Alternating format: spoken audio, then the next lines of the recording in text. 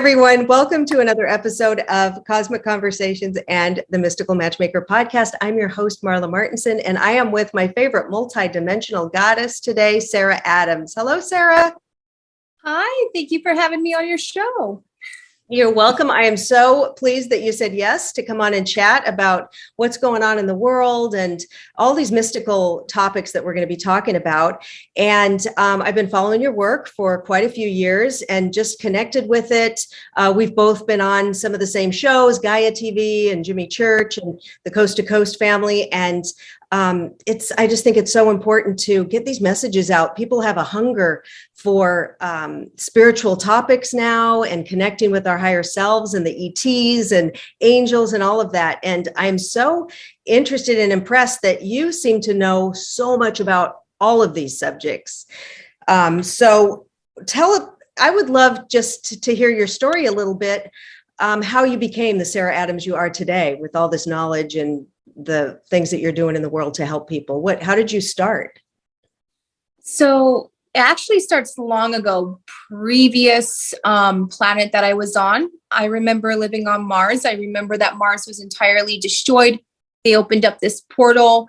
These forces energies they could not master came through that portal, and it completely really messed up the life on, Venus, on Mars, on the different planets. And I had this divine sort of mission that I was assigned to travel to this timeline on Earth at this point so that I could go ahead and teach humanity, about energy and about all of these things they forgot about, that their DNA is a divine antenna that brings in the cosmic energies and lights them up, and remind them that they're multidimensional beings and they're much more than this physical body. So it's kind of been a long journey. And I did do some stops. I went to Egypt, I went to different civilizations, and then eventually got here to this point right now, which for me is the most important timeline, because this is the timeline that humanity will awaken and will understand that they're powerful divine beings and that they have the power to heal the pollution in the skies, heal the pollution in the oceans, heal themselves.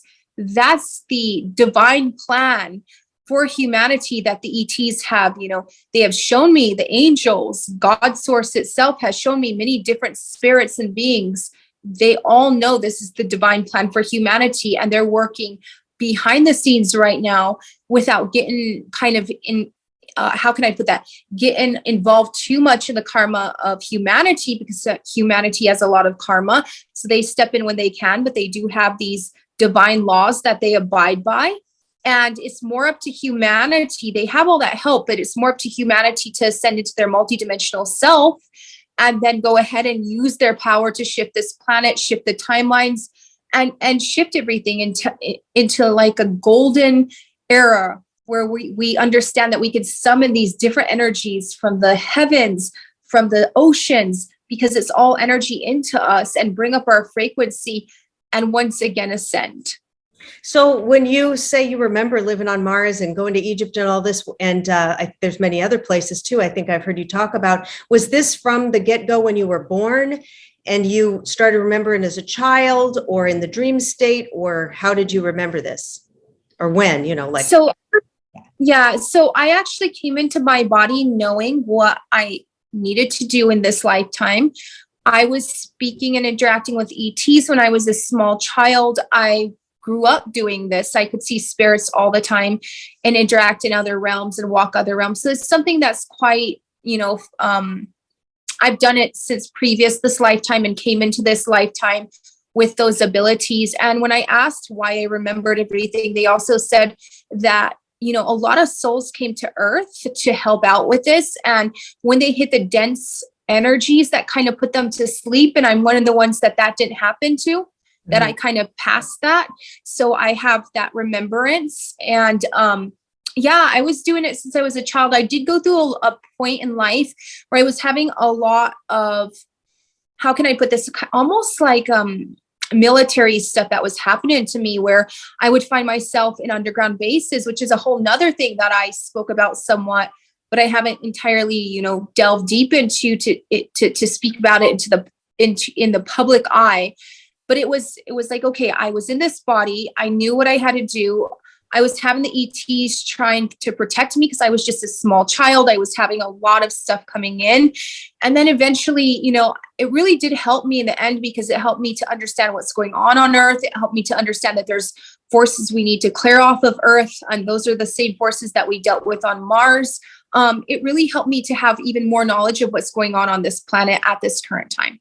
So when there were beings on Mars, were they when there was life there and everything, was it human like us, or was it kind of hybrids or more a high frequency being? Do you remember what type of beings the people? Yes. So first of all, Mars was lush. It was very tropical. It's not what you see today. It was completely, entirely destroyed on some levels. And that's what the red planet you see that's barren, that's the remains of what there was.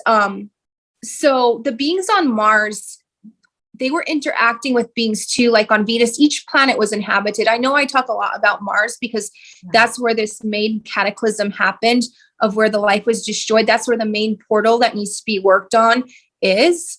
That's why we have the myth of, Ares, the god of war, being aligned with Mars, because that's where war started, was on Mars, when that portal was open to a previous creation, a previous universe that lost its light, because this is not the first creation in this universe. There's layers of creation, and they opened up a portal and they didn't know what was in back of it. And it caught this force came through that just eats light and energy. And it started to cause, all of the devastation on the planets. There were a lot of different beings, first of all, on Mars. Mars is kind of like an airport for a lot of the other beings from other planets, like the Venusians, you had the Neptunians. And these are just kind of names that I'm putting out there so that people understand, because they also, back then, we didn't speak with names. We understand that each one of us is an energy. So we sense each other's energy, and that's how we know who we are and who others are. So we don't go by names really, but I'm trying to put it into human language. There was a lot of also what I call genetic testing going on, but it was really aligned with the universal laws. So they were creating new bodies all the time. They were upgrading bodies. And they were creating bodies that the spirits could walk into. So you had a lot of different looking beings on Mars from the different bodies, because the spirit would come, they would talk to those already in physical form. Those in physical form would create bodies according to each spirit. So it's more like instead of everyone having just one body, they had many different versions of bodies that was almost like custom made according to the energy they were. Does that make sense? Yeah, that's pretty cool. Yes. So, and this is the latest body, by the way. The human body is the latest creation. They were also using the genetics, they would create like the Neptunians. On Neptune, they created the aquatic life. And so they would all bring all of these genetic codes that would be used to create new bodies that would be more, how can I put that, more versatile, more strong in the 3D. So they were always upgrading the bodies that they were creating constantly. Mm-hmm.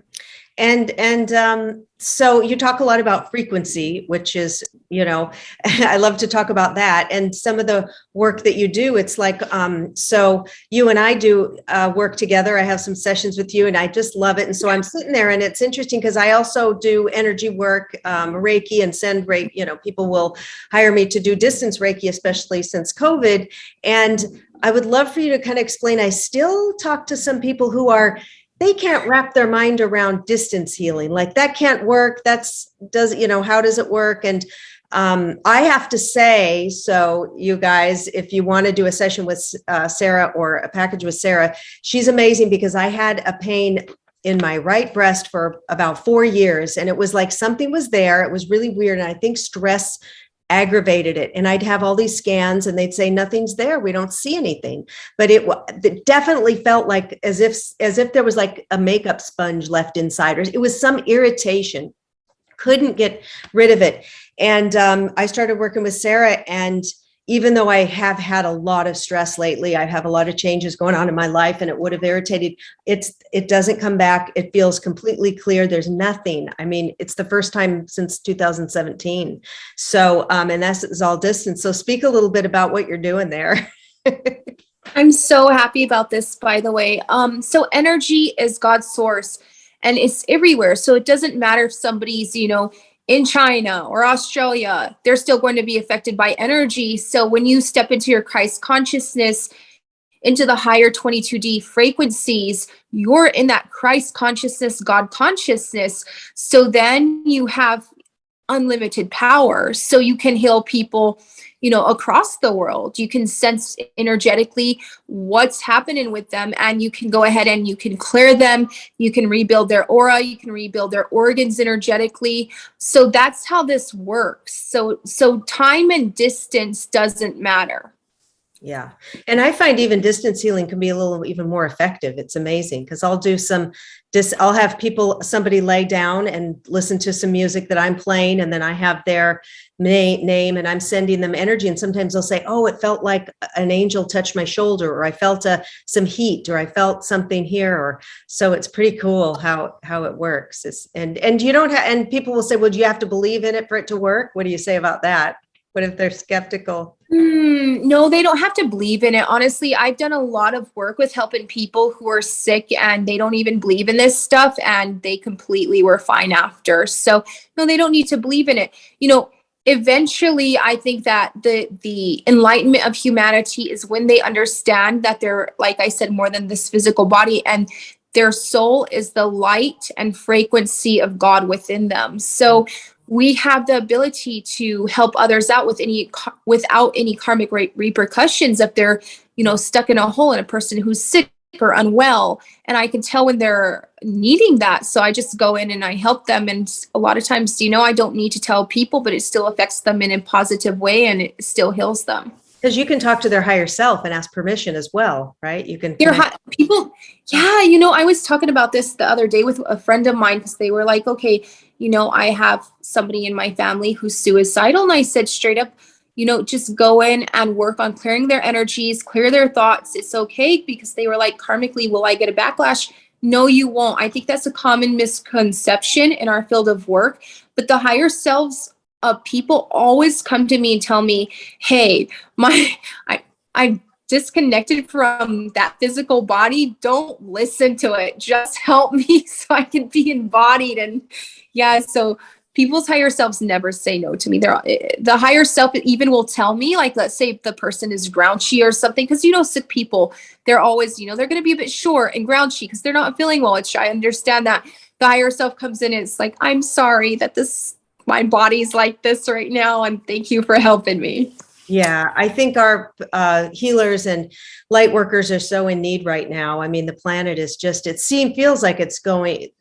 I like, what's your take on what's going on? Because it feels like we'll hear, oh, it's spiritual warfare, or there's a lot of demons, the evil's unleashed, or it's always been there, but it's being shown. And that we talk about the Great Awakening, and you were mentioning how people will be awakened. What does that mean? The people are awakening, and it feels like there's still a lot of people asleep, like even with what's been revealing now. So yes, there are negative forces that exist, and I'm pretty sure you're aware of that with the work that we've done. The thing is that even those negative forces are here to pressure us to awaken, because without them, we would be lazy and we wouldn't awaken. That's the thing.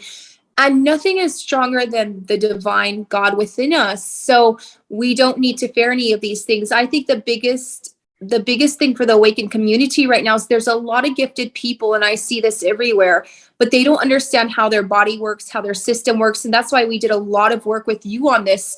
And now you understand more how your system works. I think that knowledge has been suppressed and has been kept away from people. So they know they're gifted. They know that, they're experiencing these things. They just don't know how to master it. They don't know what the messages are in it. They don't know how to channel it. They don't know how to use it to help themselves and others. And it can become very chaotic for them. like I said, this is very rampant in this community. So learning how your system works is like so important. It's the number one thing that people need to do in this community right now. Doesn't matter how gifted you are. If you don't know how to master your system, your gifts, your abilities, your body, your energy field, it's not going to flow right. It's only going to cause you more problems. So right now I see this awakening happening in the world where people are like, oh, hey, something's wrong. But it's so sad because they don't know, they don't know how their system works. They don't know their energy field. They don't know any of these things because it's been suppressed for so long. We've had religion, that has came in and told people, oh, rely on something else. Don't go in, don't discover your true power. So people have relied on other things. And so we've lost these codes, these secrets, for thousands of years now, and it's returned into the earth right now via, it's coming through us who are waking up into that. And we're bringing these codes out to the masses so that they can start to use them to master their energy fields, master their reality, and start to master the energies of earth, because it's chaotic right now on this planet. Simply chaotic too, because yeah, sure. Like I said, we have negative forces like everywhere right now. It's everywhere right now. But the thing is that the only way for us to overcome this is to master ourselves and then use our abilities to push those forces back off the earth. Either they can ascend into the light and heal, or they have to go back to their realm, but they're not welcome on our planet anymore. And it's really important we step into this. And this is the spiritual depth, because I'm with spirituality, I'm very deep. I don't like shallowness. I'm like, we can't just disregard that there's people suffering around the world and live our happy little lives. We really need to go ahead and spiritually mature enough and also use our abilities to help out those people across the world, because we're able to do so. And we should be doing so because God that comes through us has compassion and cares for those people. So when you're truly awake, you will want to help out. I honestly do not, like I said, I also have no fear whatsoever of anything.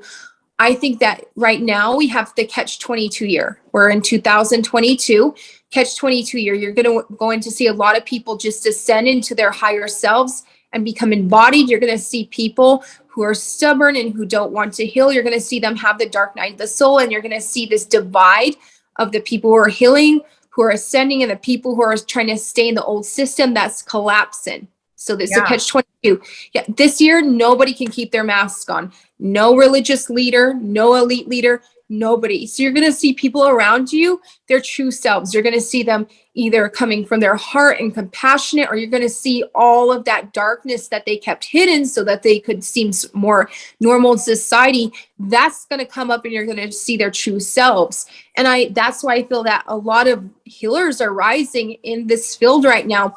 We're getting ready for that wave, because a lot of people are waking up this year.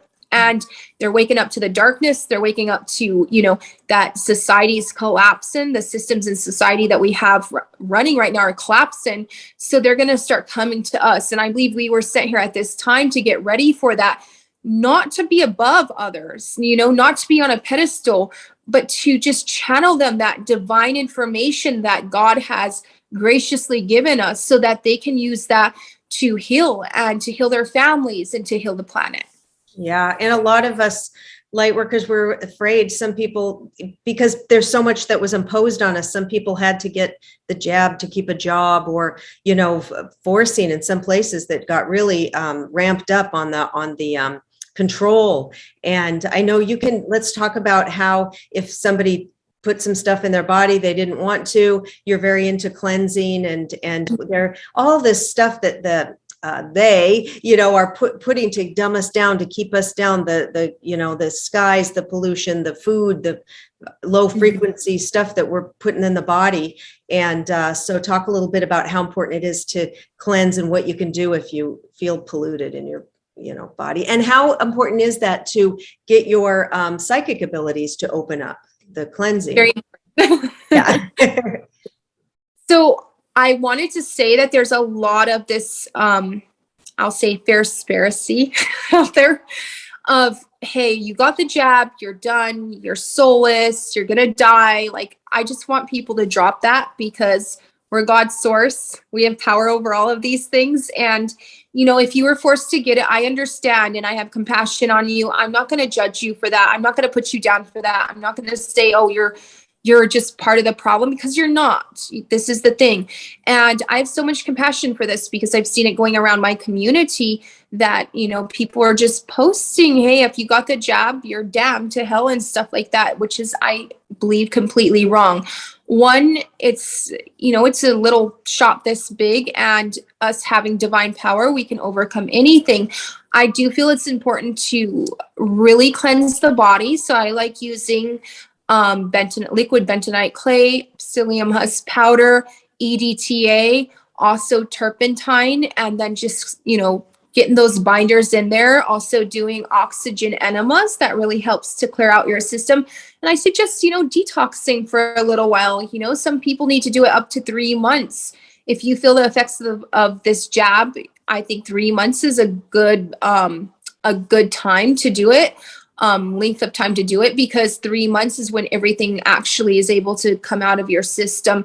So we can also, you know, just close our eyes and tell our system to delete those frequencies and codes out of our system, and our system listens. It will do that. So we don't need to worry, you know, about these things, and we need to understand we're far more powerful than some little jab that they imposed upon us.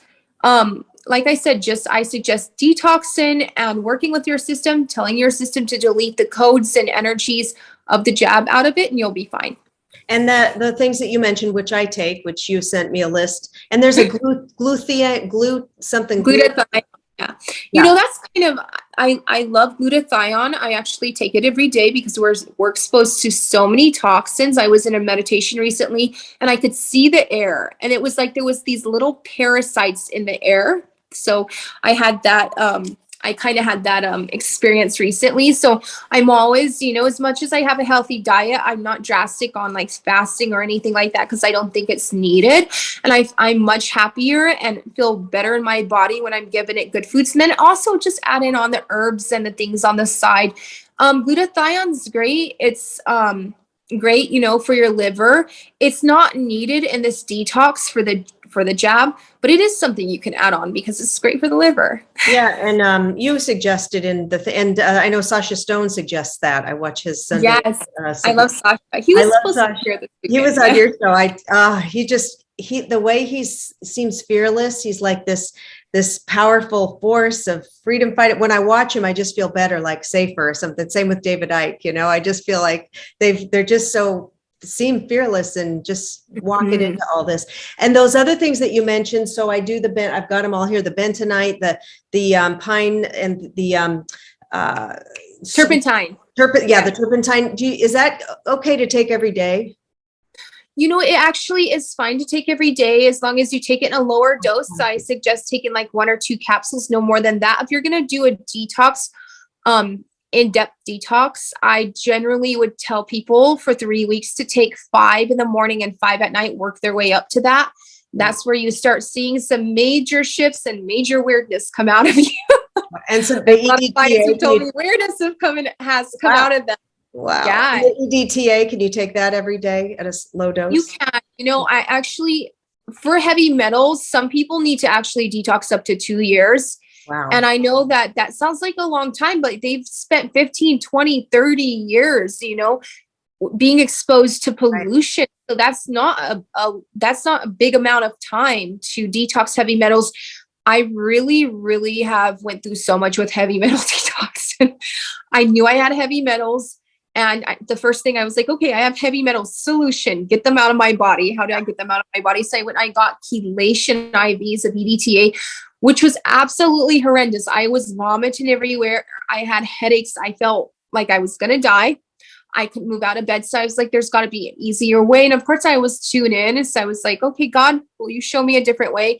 Then I was shown to take the EDTA, the bentonite clay, and the psyllium husk. And it always has to be liquid bentonite clay, because some people actually take the powder and that'll just fog you up, and you don't want to do that. You need to make sure it's the liquid one.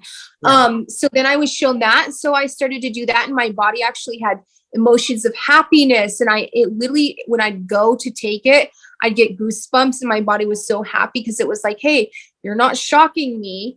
And I'm able to detox at the same time. So this detox that I, created up, it comes from the divine channeling I had for myself when I was in a really bad place in life and needed to detox myself. And it works. I call it the soft detox. I don't like any drastic detox modalities because I feel like they age you. They also bring up so much you cannot cope with. So by slowly making the body, giving it good foods, and then also giving the body this stuff and slowly making it in a peaceful, good space and feeling happy, then it's going to easily release those toxins. If it's stressing out because you're water fasting or you're doing a drastic detox, it's not going to be able to release those toxins as well.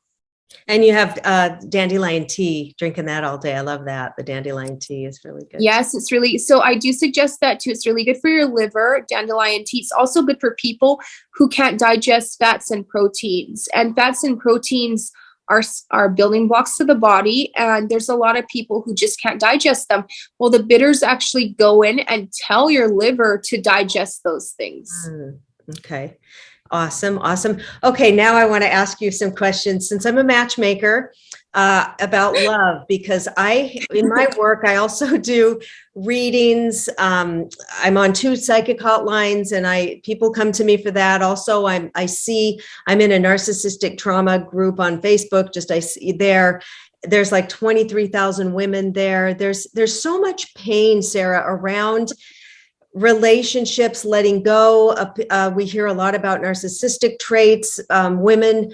I'm just going to talk about women because that's who I'm dealing with this I have male matchmaking clients, but I don't hear it with them as much. So, just is it my soulmate or my twin flame, we just have trouble. And I'm going through it and have been through it where we just can't let go, even if it's not good for us. There's something that just is like an addiction or keeps us there. And I've even had a gal call me yesterday for a reading, and she says, I walked away. We were kind of dating for a year. Wasn't working for me. I was exhausted from it. So I decided to walk away and not see him. But I want to know, is he still thinking about me? Is he going to contact me? I'm like, wait a minute, you walked away. It's not working. You didn't like it, but you're calling a psychic line to find out if they're thinking of you. So what's going on here? Wow, this is a great subject. I'm really enjoying this right now. It's something I needed to speak about for a long time and have never spoken about it. Okay, so there's a couple of different things that play into effect here. One, a lot of these men are vampires. So they take a part of these women's energy field. So the woman's going back to the man over and over again, because on a subconscious energetic level, she wants that piece of her soul energy back. So that's why people go back to abusive partners. If once you restore their soul energy to them, they usually will never go back to that abusive partner. And I've done this for many clients. They tell me, even like somebody they were married to 12 years ago that they don't want to be with, they'd always think about them constantly. Once we got that soul energy back from that person that took it from them, they don't think about that their ex anymore whatsoever. So that's a good tool to literally go and do soul retrieval energy work at the point where they lost that energy and bring that back to them. This is why so many people, again, go back to abusive relationships. Also, there's another thing that plays into effect here. They haven't manifested the frequency of love within themselves. And since they haven't, they're looking for love from others, and they're very desperate for it. So by working to, find that frequency, cultivate it within yourself where you're happy alone, then that's when you can manifest a good partner. You're not manifesting a partner out of desperation and because you feel you need love, which will never fill that hole for you, by the way. It's going to be an empty hole until you fill it yourself. So this is another reason why women will run to any man that they can, any man that gives them attention, or even men who don't want them, is because they don't have that self-love. And once you have that self-love, you look at that person and you're like, you know what? this isn't in alignment with me. I love myself. You're not treating me right. You're not acting right. I'm walking my way and you don't look back. Yeah. So that's another way to get to get rid of, just being drawn to people who don't love you right, or who don't want you, that you're drawn to. And it's because there's a part of yourself you need to heal with that. So also, the thing is too, is that people rely on others too much, and we need to mature up. As women, we have been told, to marry a guy, let this guy take care of us, let this guy tell us what to do, not explore our creativity, not support ourselves, not be strong within ourselves. And I feel like that kind of old programming is shedding right now. And women are starting to be like, hey, listen, even if I don't have a partner, I am powerful and beautiful and I am good in life. And I think that's a good place to get to, because oftentimes, when we're not feeling good within ourselves, we will become addicted to feeling the emotions of another. And this is why too, a lot of people chase other people, because they don't want to actually sit with themselves and feel themselves. So when you connect to that other person, you're feeling their energy filled. So It's an addiction. Yeah. So it's an addiction to feeling other people, rather than just being able to sit there with yourself, because you don't want to feel yourself because you're not happy within yourself. Mm-hmm. And I see this happen massively. Men do it a lot. Women do it a lot, where it's like, oh, they're super promiscuous, and they're promiscuous because of the fact they don't like feeling themselves. And they're trying to get that high from that other person's energy field so that they can escape themselves. It's an escapism. Right. So yeah. So it's really important to start to look in your life. Hey, what's making me unhappy? Why am I unhappy? Is it because I'm not being creative? Is it because I'm not feeding my body the right nutrients? Is it because I'm not loving myself? And start cultivating those things in your life to the point of where you're happy alone. Because choosing a partner because you're desperate, or because, you feel you need love, it's not a good place to come from. It isn't whatsoever. Once you have that frequency of love, you're balanced, you can actually look at that person, and instead of being desperate for them, you can look at them and see who they truly are, rather than the illusion that you saw them in because you wanted them.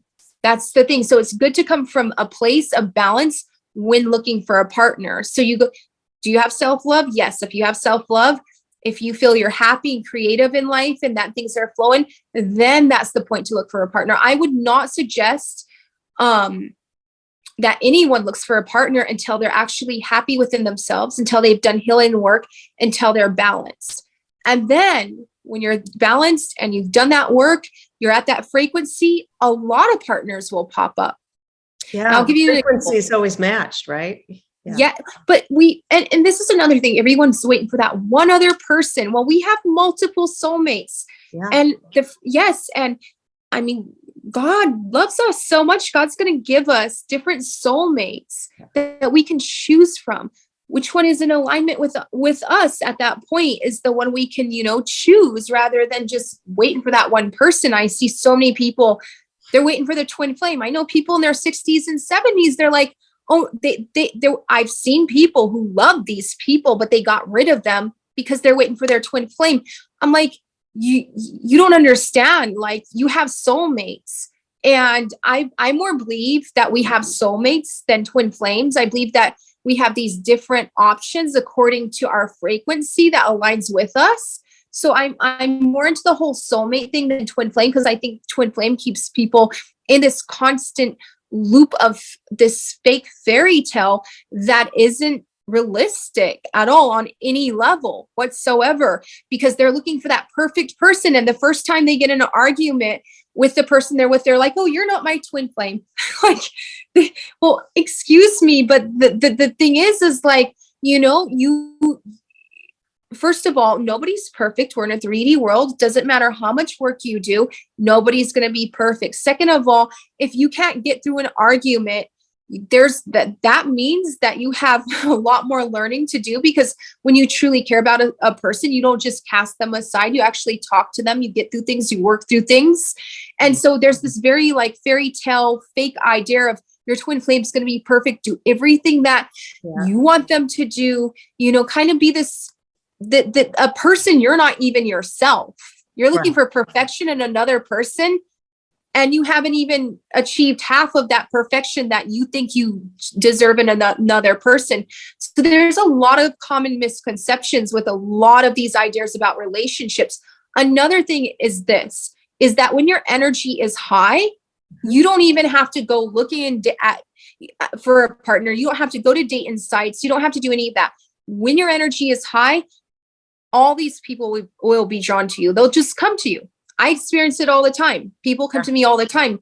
And then it's really important, instead of running to all these different people, to really look at each person. Is that person in alignment with me? You know, and also just, I tell women all the time this, I think maybe you've seen it on my Facebook, where I said, just don't sleep with a guy for 3 months, because see if he'll go to the grocery store, see if he'll help walk your dog, see if because guess what? If he's going to wait 3 months for you, and he's just going to come and do everyday things with you, he's going to be there for the rest of your life. If he can't wait 3 months, he only wanted you for one thing, and that's sex. So unless you are looking for a hookup, which a lot of spiritual women in this community aren't, make that person wait. And during that 3 months, by the way, their masks come off. They can't hide who they are anymore. So you get to see their true selves.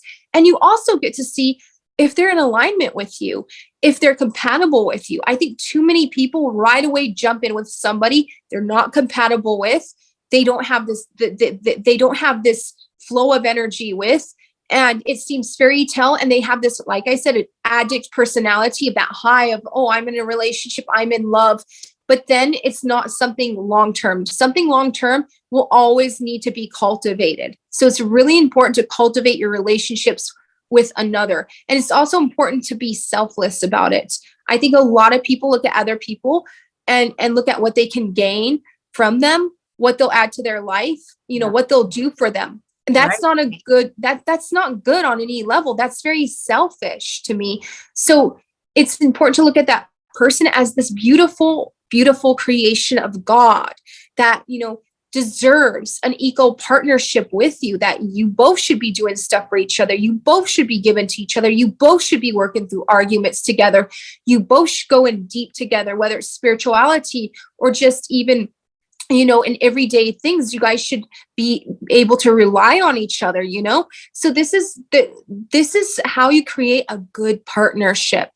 Wait. I always tell women, wait, always date only after you feel you're in a good place, literally in a good place. Look at your emotions. Are you happy? Are you happy with your body? Do you need to go work out more? Are you unhappy because you're not working out enough? How is your body feeling? Go through all of that. Do you have self-love? Are you achieving your goals? Are you working towards them? Once you've got to that level where you feel like you're flowing and you're at peace with yourself, then you can come from a sane, stable mind and then start to manifest that partner that you want to be with. I love that. That is so great. That's just the best advice ever. And if you can't wait 90 days, my goodness, you know, for somebody you might want to spend the rest of your life with. Also, I find that I used to do this myself, and I see a lot of women will do this. We play the victim, like that person's doing, they're saying this, they're doing this, they're not doing this, they're not calling, he didn't text, he treated me like this, he said that. And I've done it, and am like, wait a minute, I'm a Gemini too, and I'm all over here and I'm all over there, and I've been married 3 times, and you know, it's no secret, I've had a lot of relationships, dated a lot, and I would find myself getting involved with these men with these narcissistic traits or very critical. And then I would, instead of saying, hey, are they in alignment with me? Why am I staying? And I would stay and stay. And then I'd break up and then go to the next one and stay another 7 years with this one. But I was like the victim, instead of saying, hey, I'm a sovereign being. I can choose. I'm not, I don't have to stay here. They're treating me like crap. Not coming home at night or whatever, I can leave, but I wouldn't leave. And I see so many women staying. And there's the energy. I don't know if it's that victim card that we kind of play. Is it, that's the soul retrieval we got to do, or what? You know, you're bringing up some great things here. First of all, when you find self-love, you don't stay. And then when you find self-love, you find that confidence too. And with me, it's like if somebody didn't ever text me back, I completely wouldn't care. I'd go off and do something happy for myself and with my friends. And I think a lot more women need to do that. And I think women are in this desperation kind of frequency because for thousands of years, they've been suppressed, like I said. And for thousands of years, they were taught to just find any guy that will marry them and take care of them financially. So, and they also want love. Women deep down want love, and they're not getting it from the masculine because the masculine, it's been very suppressive for thousands of years. So we have all these like programs, false light programs running in the system, whether it's in the feminine or the masculine. Honestly, I think that women, when a man doesn't text back, women should just completely go the other way. If there's one thing I could get across about that, just go the other way. Go focus on other people. I told my one friend, because this guy wasn't texting her back, I said, you know what? She wanted to text him. I said, you have a lot of people who love you. You have all of our friends, all of these guys who are good guys. If you have a flat tire, they're going to drive out to help you out. So why are you focused on this guy who won't even text you back? You tell this guy, hey, I'm surrounded by these divine masculine men who are there for me. And I'm not going to date anybody who gives me lesser treatment. They better give me even better treatment than my divine masculine friends. And my divine masculine friends treat me really well. That's what I told her to say. And she said it? She texted? Yes. And what, did she get back anything? I'm curious. Well, he admitted he was just this guy literally admitted he was a terrible person and he was just using her and he wanted to use her. That's it. So I think also communication with men like that, I'm very, very verbal too. I'm like, okay, listen, because I have to deal with a lot of clients that come to me and tell me about, their relationships or guys who aren't texting them back. And sometimes they ask me to get involved. So I do get involved when they ask me. So when it comes to that, I will tell that person, I will be very honest with them. I will say, okay, it really is clear you're playing games here. You're playing games because you're an unhealed person. And even if they say they're awakened, I will still tell them this, because even people who claim to be awakened, oftentimes there's parts of them they still need to heal, but I'm very verbally blunt about these things. So then I tell the guy, I'm like, okay, you're playing games here. If you're not interested and you're still playing with this person, you're going to get bad karma because you're hurting their heart. You're hurting their emotions, their feelings, and you need to reflect on this. So why don't you visualize yourself as this girl you're hurting or this woman you're hurting? Right. Would you like to be treated like that? And it's really interesting how when I tell them this, they're like, wow, no, I wouldn't like to be treated like this. And I'm sorry I did this. And they completely shift. And I'm like, I think we really need to be open to telling men things. And so many women are scared to piss men off, so they don't tell them these things. They're afraid they're going to run away, but if it pushes them away, then it should. Then they're not meant for you. Instead of calling a psychic and they call a lot of psychic and they'll call and say, what is he thinking? Well, you need to communicate. Because I don't read minds. I can't. I say I read I'm a good reader. I read the energy but I'm not predictive and I don't read people's minds. I don't know. But what I can say is if he's not coming towards you and he's not interested. He's just, you're there, maybe a booty call, or he's got a few women or whatever. But a man who loves you, who wants to be in your life, he's to you, calling and talking to you and wanting to pin you down for Saturday night so another man doesn't snatch you up and get exactly. Yeah. And it's all. I think too, women, they need to go ahead and get some good awakened guy friends or good guy friends that treat them good. Because then that lays the foundation for good treatment. And then they need to look at this and be like, hey, this person I want to date, is this person this guy going to treat me as good or better than these guy friends who are here for me in life? And if they're not, get rid of them. It's simple as that. It's really simple as that. I think a lot of women don't have, they haven't just, kind of went into having good friendships with good guys. So they don't have that, and they didn't get it from their father that didn't, instill in them what good men are. And so they're these broken little girls. It doesn't matter if they're 40, 60. I still see it happen all the time. So they don't know how men should act to them. This is the thing. So it's really important to get good guys in your life.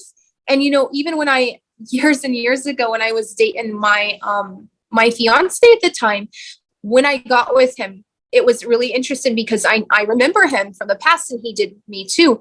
But I told him straight away, because I knew that he was kind of everywhere. And I told him straight up, I literally said, we're going to go to dinner tonight. And we went to dinner, and I invited my good guy friends, and my good guy friends came in, and they said, she's an amazing girl. She does charity work. We love her. In fact, we would like to date her, but we respect she doesn't want to date us. And we have her back, and we'll be there. If she ever has a child, we're going to help take care of that child, because she's an amazing girl. And they looked at him and they said, you better know that you're very blessed to date her.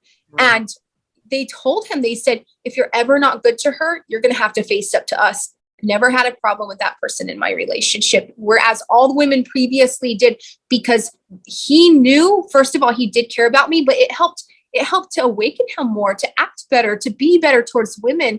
And he loved me. He didn't want to mess it up. And he also saw that I had a very powerful foundation of male friends in my life that were going to always have my back and be there. And if he didn't mess up by doing something stupid, they'd come running, and he didn't want that. Right. So that helped learn how to be better. I think that, a lot of men need to start correcting their bros on how to treat women. I'm serious. Like saying, hey, stop messing with her heart. Stop being, shady and petty to women. This isn't okay. I don't care that, what you think. As a friend, I'm going to tell you to mature and grow up and just become better in the way that you treat women, because this is not okay. I do think that. And it's really, so yeah.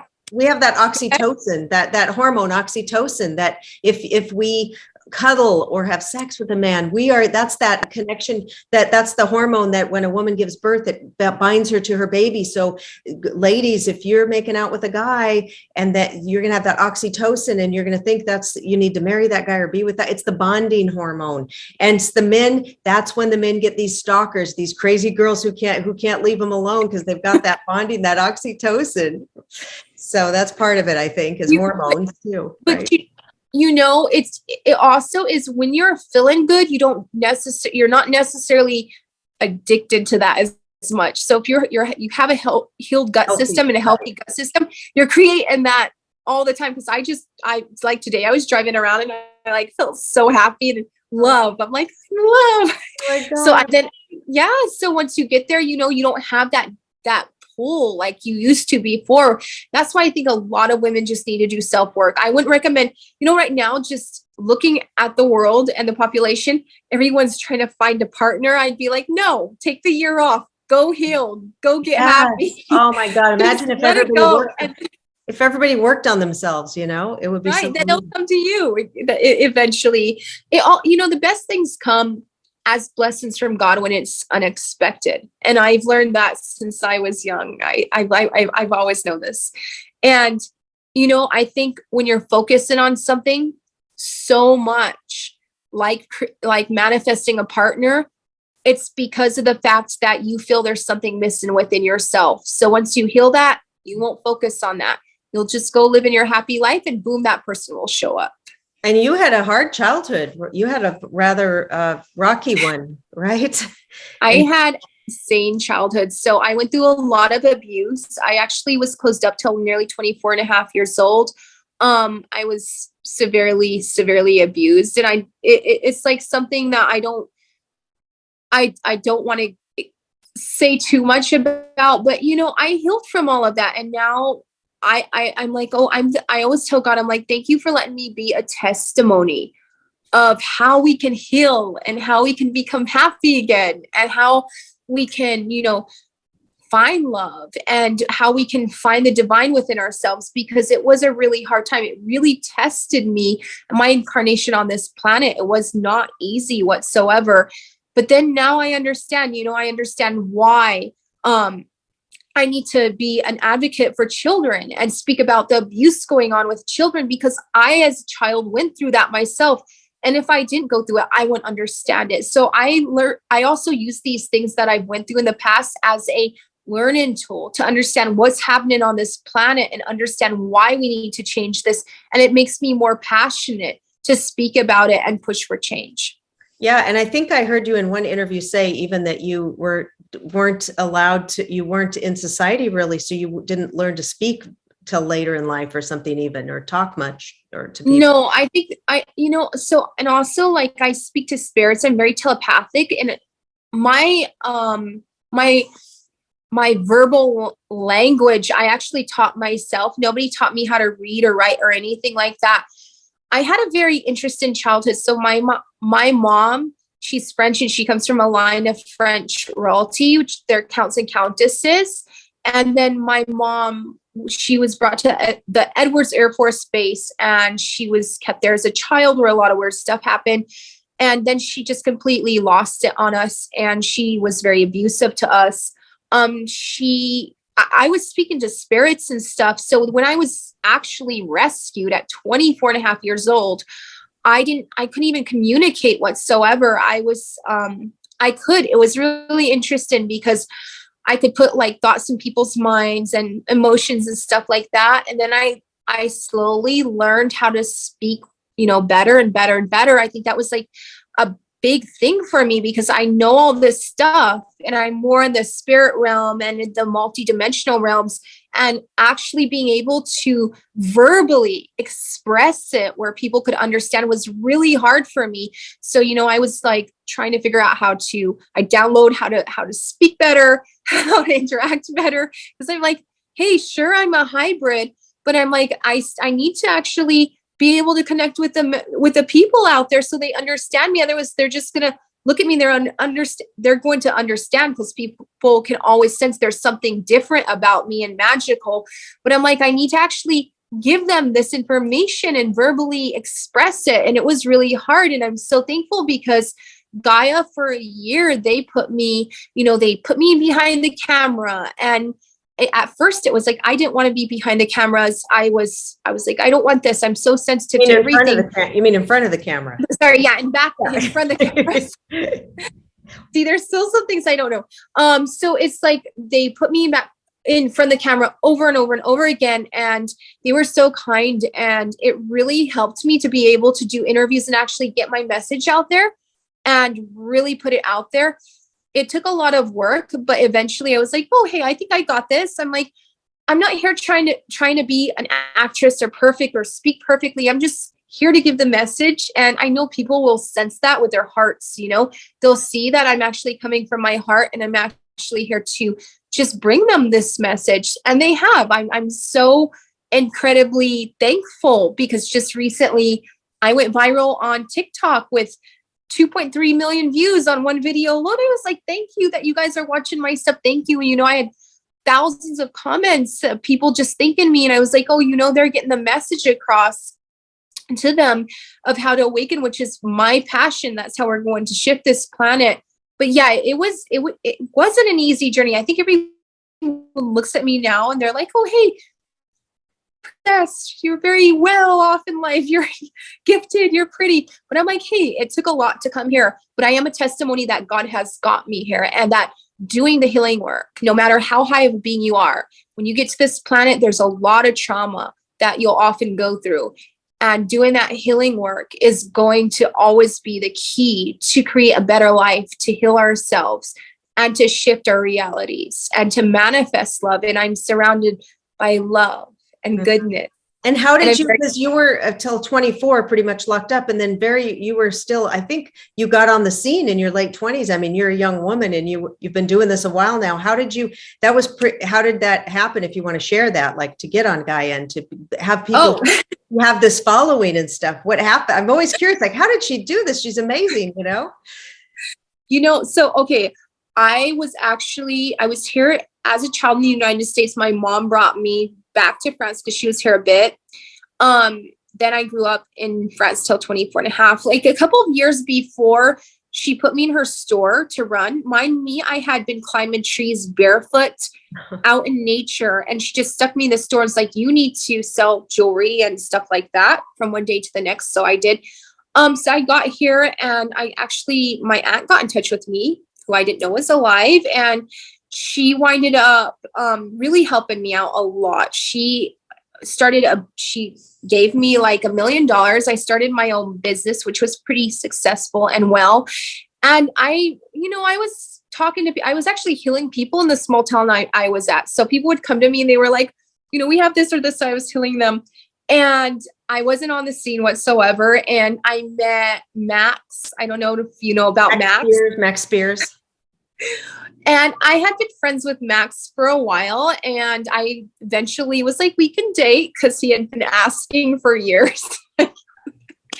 And he was always very sweet and kind. And I had such like a heart love connection to him ever since the moment we spoke together, and we would astral project and stuff together. So he was like, Sarah, he's like, so I'm running a business, and me and my aunt are looking at a store, because we had a kiosk in the mall, and we're looking to, get a store. And he just came over and he visited me. And then he was like, oh, I want to date. So I was like, okay, we'll do this, since I'd known him for a long time. And he had always, graciously just been patient and waiting for me to go out with him. It was really sweet.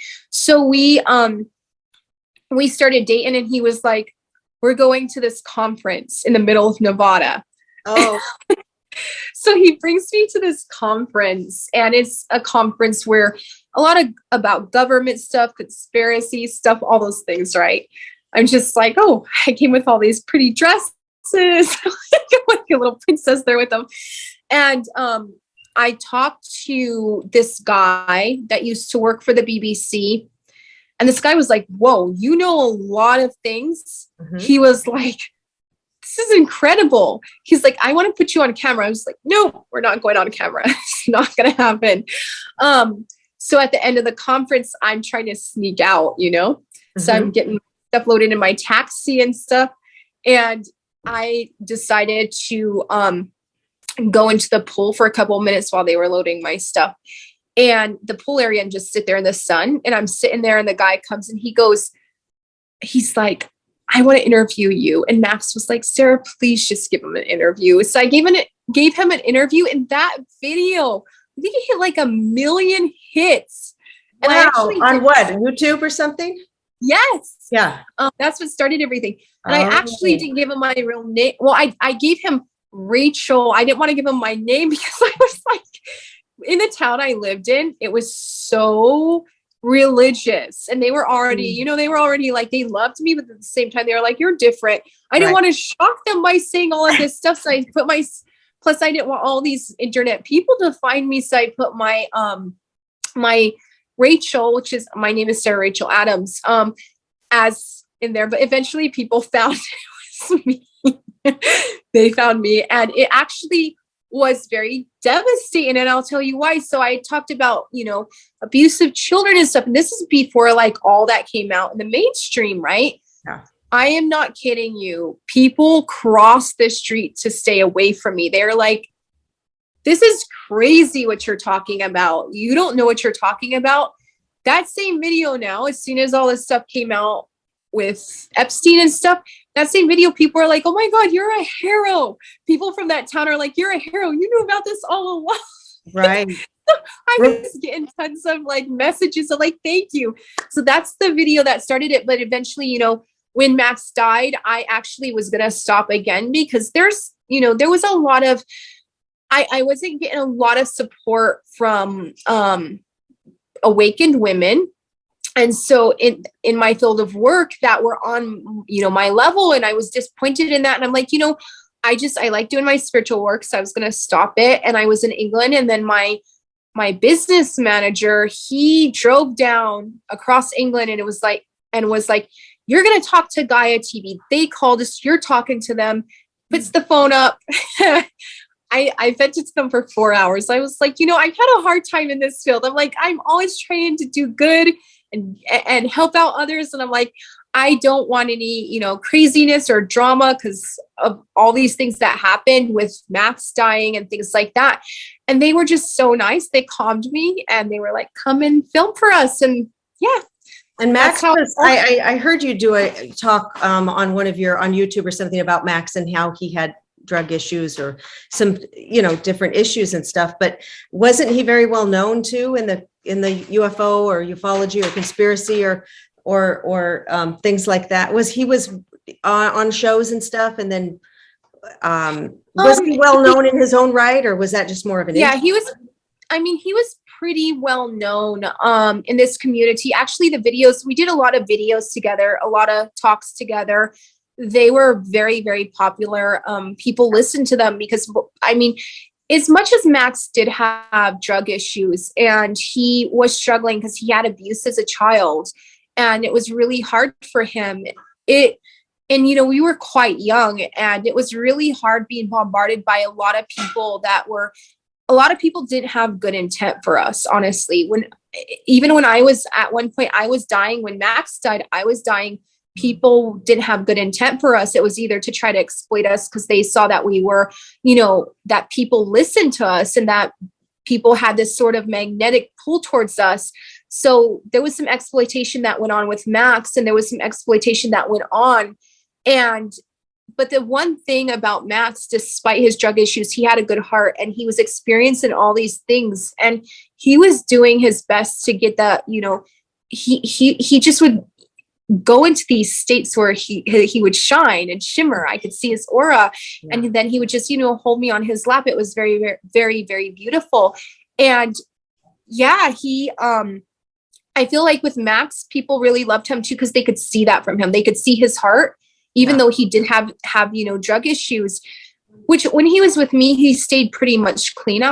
I made sure he stayed clean, which was a very intense job. I'm not going to say it wasn't, but I was okay with helping him. And I know I had that soul contract to help him out during that point of life, because, you know, it allowed him to have some peace and calm and have some good times that he didn't have all of his life, because a lot of people around him tried to exploit him for energy and just exploit him in general.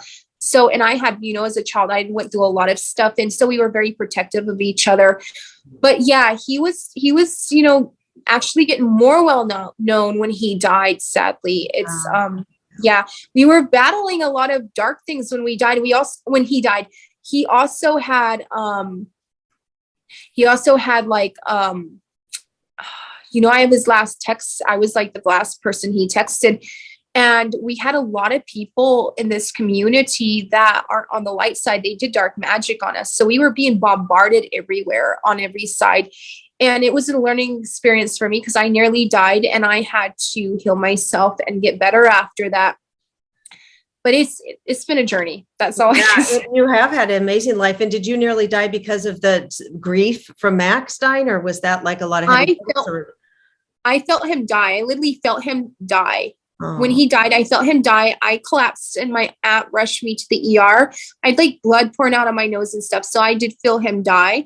Then I was attacked so badly. That was before I was able to completely master my abilities. That's why after I set on this sort of understanding and learning of my abilities and how to master them better, because of the fact that it was really hard. I was being bombarded and I nearly died myself. And well, this body nearly died, but I went up going on this journey to just master my abilities. And when that happened, I actually went to the underworld, which is, I know sounds insane, but it does exist. So I went to the underworld and I was down there and I literally had to build up energy. I went through a lot of different spiritual tests. And then I was able to get out of the underworld after that. The shamans go down into the underworld for their journeys, you know? So yeah, I was in there for quite a while. But I actually went into the underworld too, purposely, because I knew I had a lot of abilities and I had God force within me. So I wanted to master that.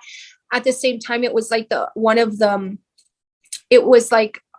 the ways to get a lot of information too. So I was able to see whose soul.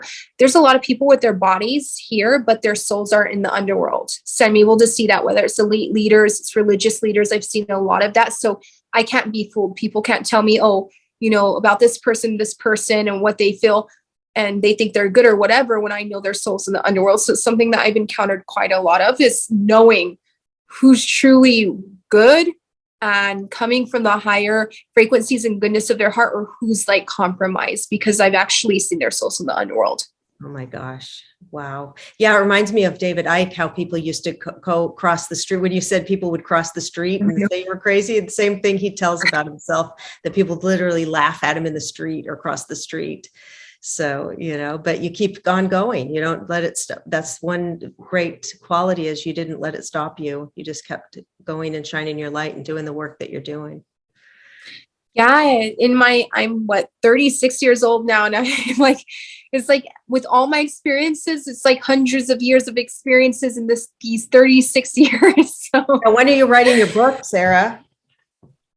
I'm still working on a children's book right now called Aliens Are Real. And I'm actually going to be speaking in July at a conference in Shasta, which I'm excited about, with Laura Eisenhower and a whole bunch of other amazing awakened people.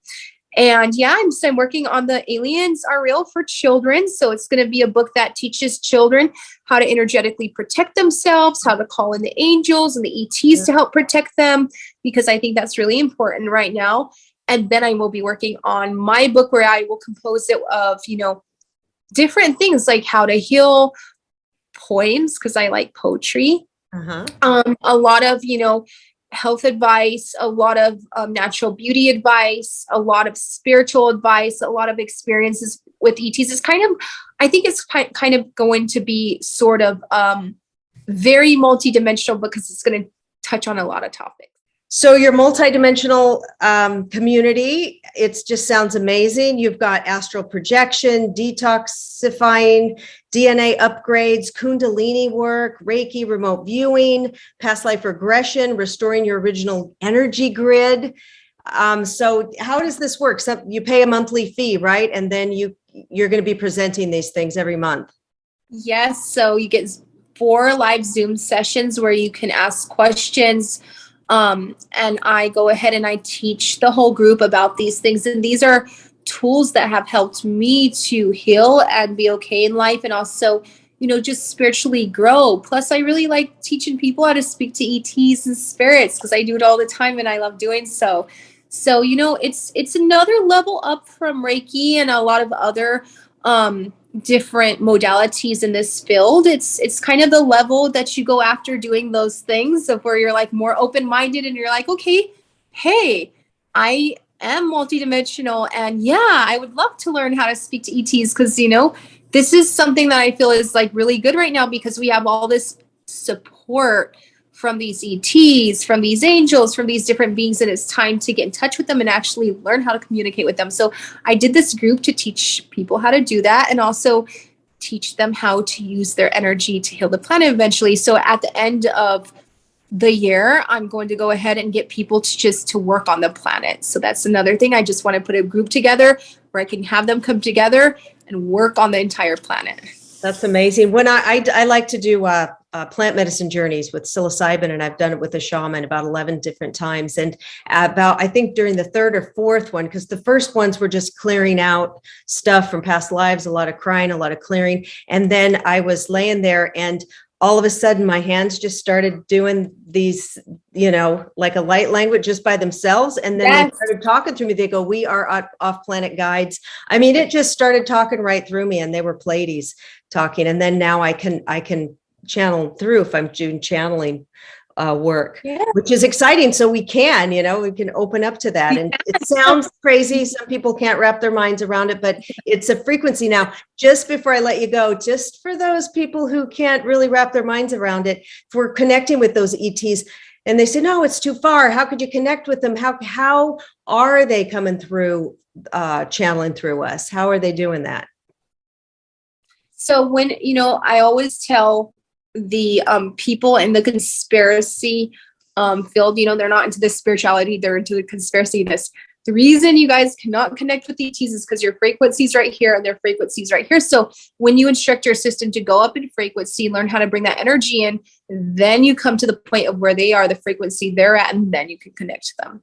Okay, beautiful. And you can learn all of that in Sarah's multidimensional community. Sarah, thank you so much. And also in the comments below, I want to hear if you guys have connected with some ETs, angels, what your experience is in love. Are you having trouble, with that self-love, oxytocin feeling that you're addicted to somebody? Reach out to Sarah or myself for matchmaking or coaching or readings. And thank you so much, Sarah. You are a blessing to this world, and I really appreciate you stopping by my show and spending this time with us. Thank you. You have a blessed evening. Thanks, everybody. Bye.